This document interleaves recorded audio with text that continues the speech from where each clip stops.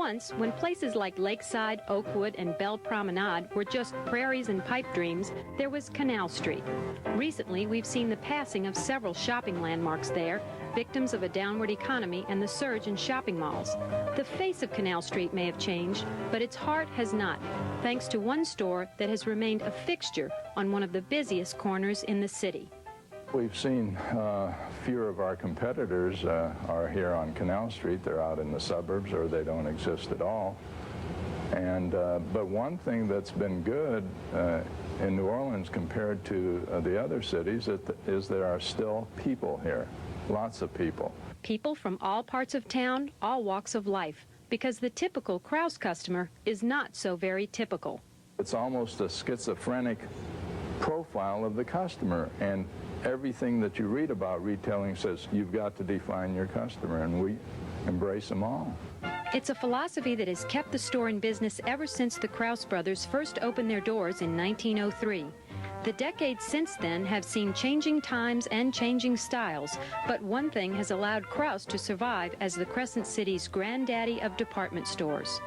Besides the value concept, if there's one thing that people come here for, it's the one-stop shopping, because they know that they'll find it here. And find it you will. From the essentials to the eccentric. We still have customers that say, and competitors that say to customers, if you want to find it, go to Krauss. There's a fabric department that covers 15,000 square feet, and a workroom where draperies are still custom made.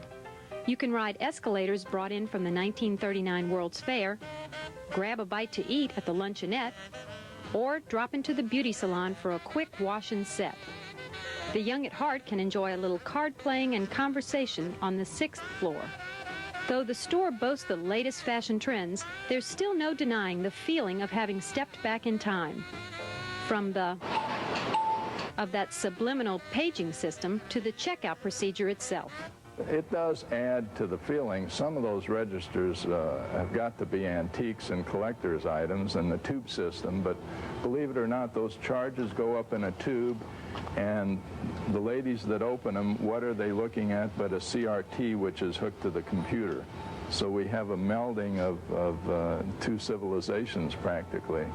But there's one thing that won't fall victim to modernization: sales clerks that treat you like family. They just feel that the customer is not foreign to them at all, and sometimes I cringe when they say, hey babe, and hi honey, and I go up and I say, do you know that person?